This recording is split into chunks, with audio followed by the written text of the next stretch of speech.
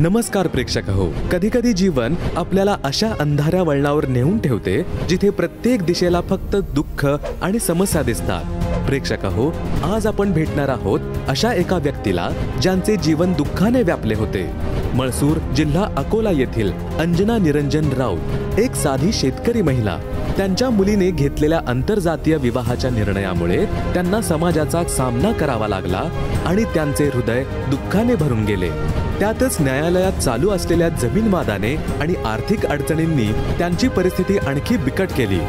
प्रेक्षक हो, त्यांच्या जीवनात आनंदाचा ओझरता प्रकाशही दिसत नव्हता. एका संध्याकाळी टीव्हीवर सहजच चॅनल बदलताना त्यांना एक सत्संग दिसला ज्याने त्यांचे आयुष्यच बदलून टाकले. हा क्षण फक्त एक योगायोग नव्हता, तर त्यांच्या आयुष्याला मिळालेली एक नवी दिशा होती. प्रेक्षक हो, संत रामपालजी महाराज यांचे ज्ञान, नामदीक्षा आणि त्यातून त्यांना मिळालेली नवीन सुरुवात. त्यांच्या संघर्षातून आनंदाकडे जाण्याचा हा प्रवास नेमका कसा झाला? चला तर मग जाणून घेऊया अंजना राऊत यांच्या शब्दात. नमस्कार सतसाहेब. आपलं नाव? अंजना निरंजन राऊत. आपण कुठून आलात? मळसूर या गावून आली आहे मी. मुक्काम पोस्ट मळसूर, तालुका पातूर, जिल्हा अकोला. आपला व्यवसाय काय आहे? शेती. संत रामपालजी महाराजांची गुरुदीक्षा आपण कधी घेतली? 6 ऑगस्ट 2017. संत रामपालजी महाराजांची गुरुदीक्षा घेण्या अगोदर आपण व आपला परिवार कोणती भक्तिसाधना करत होतात? महाराष्ट्रात संत गजानन महाराजचे मंदिर खूप प्रसिद्ध आहे. तिथे आम्ही वाऱ्या करत होतो आणि गुरुपुषामृत तिथे जाणे, आंघोळ करणे आणि पारायण करणे हा आमचा भक्ती मार्ग होता. आणि गावात सोपीनाथाचे मंदिर, तिथे आरती, नैवेद्य आरती नेणे ही भक्ती करत होतो. आणि नवदुर्गेची पूजा, आरती, उपवास हे करत होतो. आणि पितृला जीव घालणे आणि जे जे वडीलधारी माणसांनी जे जे कार्य केले ते करत होतो. जसं तुम्ही सांगत आहात की महाराष्ट्रामध्ये जी प्रचलित भक्तिसाधना आहे ती भक्तिविधी आपण करत होतात. तर असं असताना संत रामपालजी महाराजांचं ज्ञान आणि त्यांच्याबद्दलची माहिती आपल्याला कशी कळाली आणि आपण संत रामपालजी महाराजांच्या मार्गात कसे आलात? दुःख झाल्याशिवाय परमेश्वराच्या इकडे ओढत नाही. मला एवढं दुःख झालेलं होतं. माझ्या मुलीने शिक्षण पूर्ण केलं आणि आंतरजातीय विवाह केला. खूप दुःख झालं मनाला. एवढा खर्च लावूनही आपल्या मुलीनं आपल्या म्हटलं ऐकलं नाही. ते खूप दुःख झालं. अशा ह्याच्यात मी सारखी टी व्ही बघत होती. टी व्ही बघता बघता संत रामपालजी महाराजचा सत्संग आहे. पण मला ते पटत नव्हतं की खुर्चीतच बसलेल्या आहेत साध्या, आणि हार नाही, दाढी नाही, मूछ नाही, काहीच नाही. हा संत कोणता? मी ते बदलून टाकत होती. बदलता बदलता अशी गुरुजीची अशी दया झाली की मी ते रिमोट ऑन केलं आणि संत रामपालजी सांगत होते, गीता सांगत होते. आणि लहानपणापासून मी गीता खूपच रटलेली होती. तर ते गीतेचा श्लोक सांगत होते. गीता कृष्णानं न सांगता काळानं सांगितली. मग मी हा विचार केला, हा काळ कोण? तिथे मी तो अर्धा सत्संग झाला होता. अर्धा सत्संग मी बघितला आणि तो सत्संग बघितल्यानंतर मला एवढा भेदक झाला आणि मी दररोज सत्संग पाहायला लागले. पाहता पाहता मला असं समजलं की धरतीवर ज्ञान, सत्य ज्ञान हेच, दुसरं ज्ञान नाही. आणि घरातले सहकार्य करत नव्हते. सत्संग पाहता पाहता ते हरियाणात असताना असं वाटलं आपल्याला हरियाणात कोण देणार नामदीक्षा घ्यायला. तर माझ्या बहिणीचा मुलगा आला. बहिणीचा मुलगा आल्यानंतर ते मी पुस्तक मिळवलं होतं, ते देवाऱ्यात ठेवलेलं होतं. तर तो म्हणत होता की तू हे पुस्तकाच्या नादी लागू नको. मी त्याचं ऐकून घेतलं आणि तो घरी निघून गेला.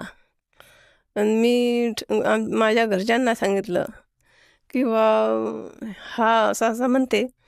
मग यांच्या आबाजीने दीक्षा घेतलेली आहे, तर मला ही कोणती दीक्षा घेतली, काय घेतली हे मला पाहायचे आहे.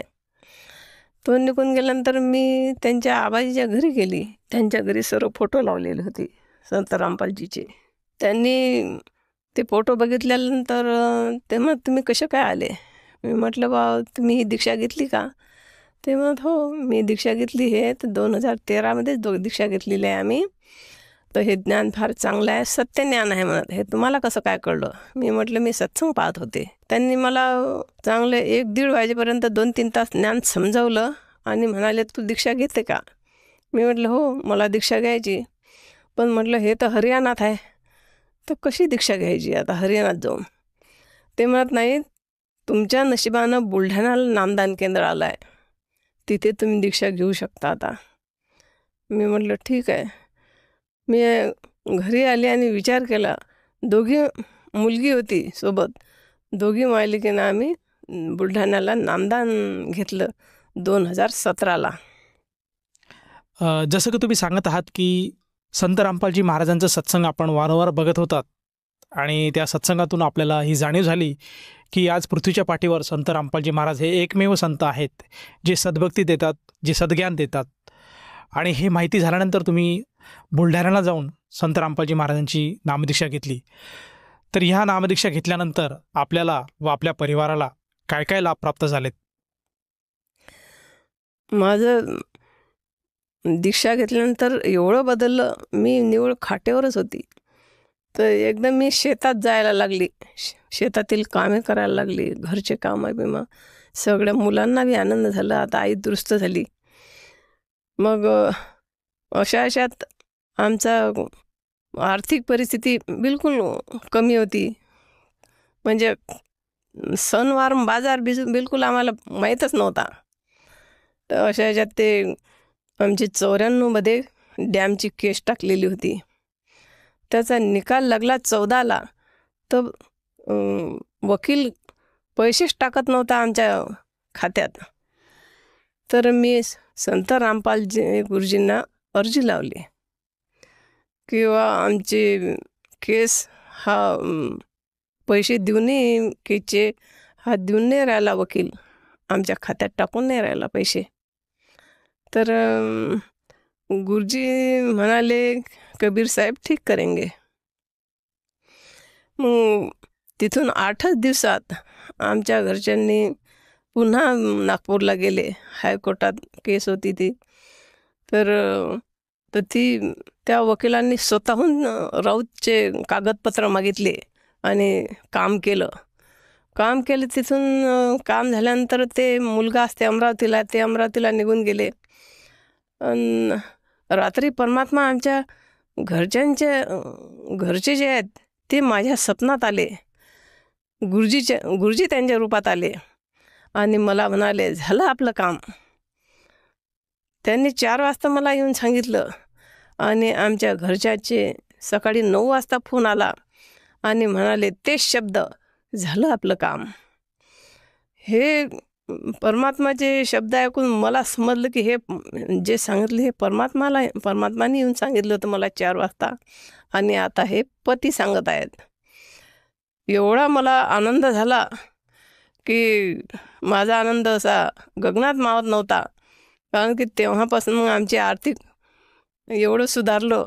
शेती पडीत होती ते काढली आणि आता शेती बरोबर करत आहे आम्ही दोघं पती पत्नी. जसं तुम्ही सांगत आहात की संत रामपालजी महाराजांची नामदीक्षा घेतल्यानंतर आपल्याला व आपल्या परिवाराला बरेचसे लाभ प्राप्त झालेत. जी आपली आर्थिक परिस्थिती होती ती सुधारली. जी आपली पूर्वीपासून केस चालू होती जमिनीची, तीसुद्धा संत रामपालजी महाराजांच्या सद्भक्तीमुळे आपल्याकडून निकाल लागला त्या केसचा आणि आज आपण सुख आणि समृद्ध जीवन जगत आहात. तर या अनुषंगाने आपण जे इतर भक्त आहेत, जे इतर समाज आहे आणि जो आपला श्रोतावर्ग आज आपल्याला बघत आहेत, त्यांना आपण काय संदेश द्याल? संदेश तर परमात्मा देतात. माझी जीवाची काय अवकात.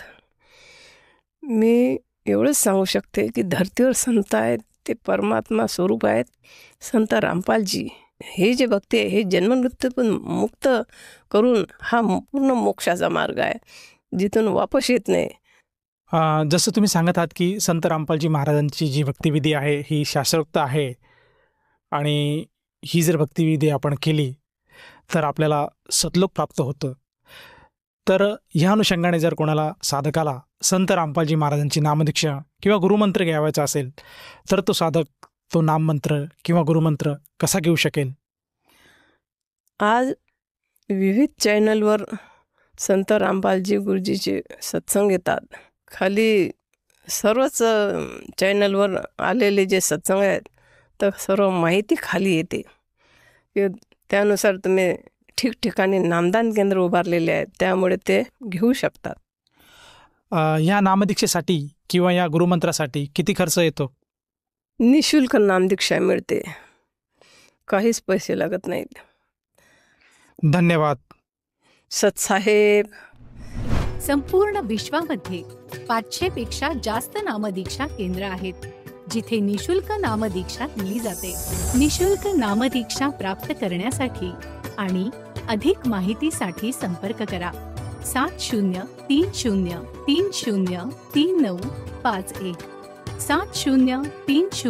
7030303952.